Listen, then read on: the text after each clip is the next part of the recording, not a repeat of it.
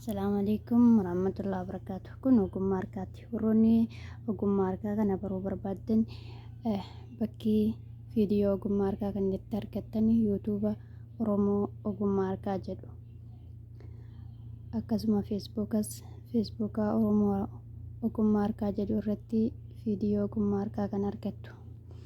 Akkuma argitan ogummaan harkaa kun gosoota hedduu qaba. Akkasuma wantoonni ittiin tolchan illee wadhaba. Har'a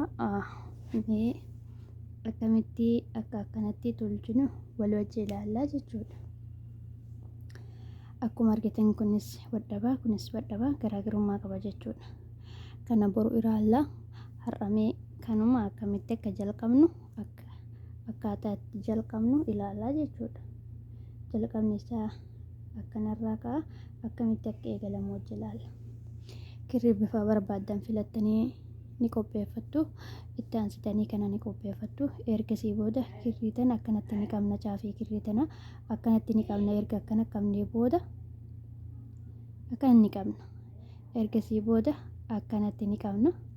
Akkanatti qabnee as baafna jechuudha. Takka lama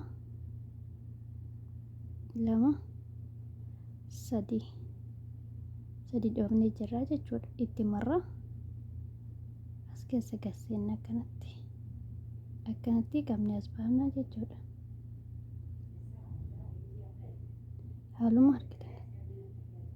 Haaluma argitan kanaan akkanatti qabnee as baafna.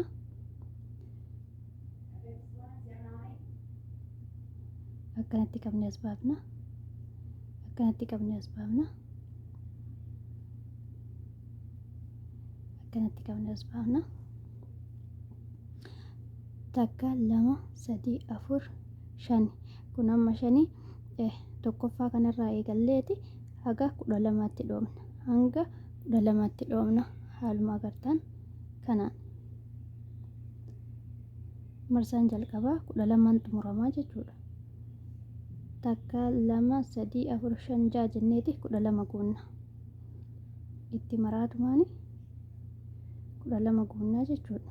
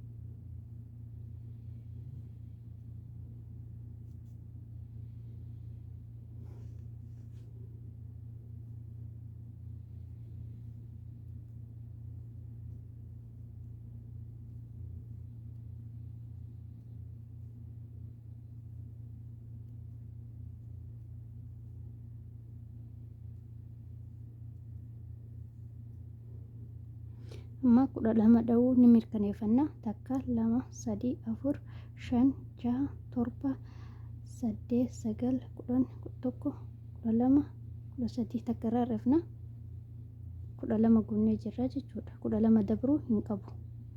Marsaan jalqabaa jechuudha. Akkanatti walitti as harkifnee ni cufna. Marsaan tokkoffaan 12 cufama.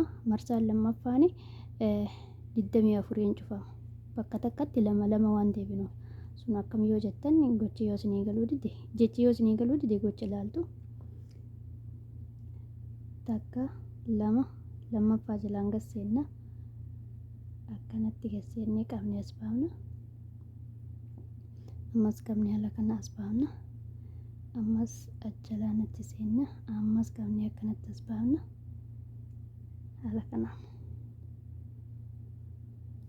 Takka lama sadii jenneeti itti marra bakkuma kana deebinaa jechuudha.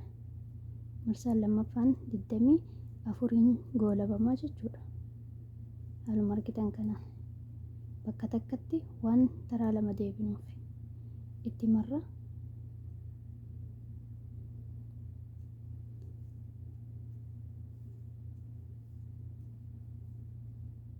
bakkuma takkatti taraa lama deebinaa jechuudha. Haala argitan kanaan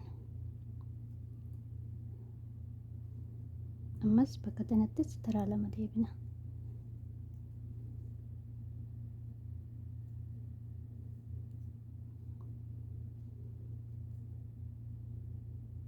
Eegama.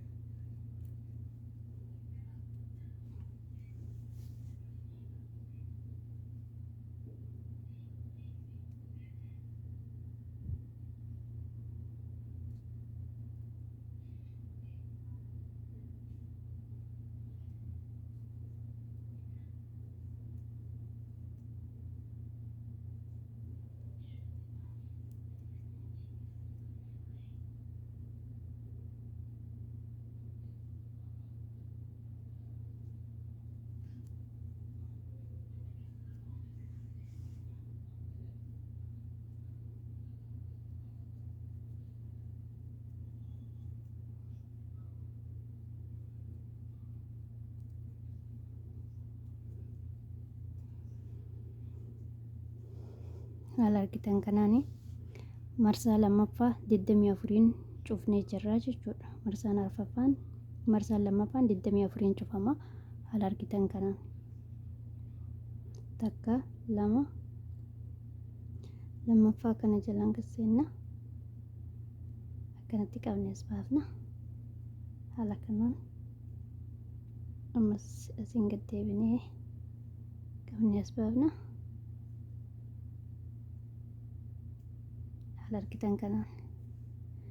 Haala argitan kanaani eegalameeti akkanatti bal'ataa jechuudha. Haala argitan kanaan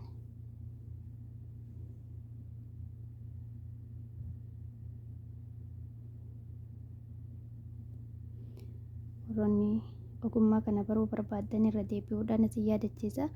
Bakki viidiyoo yuutuubii ogummaa harkaa jedhu irratti argattan, yuutuubii dhiifama ogummaa harkaa jedhu irratti argattan jalqabaa hanga xumuraa akkamitti eegala kaje warri jettan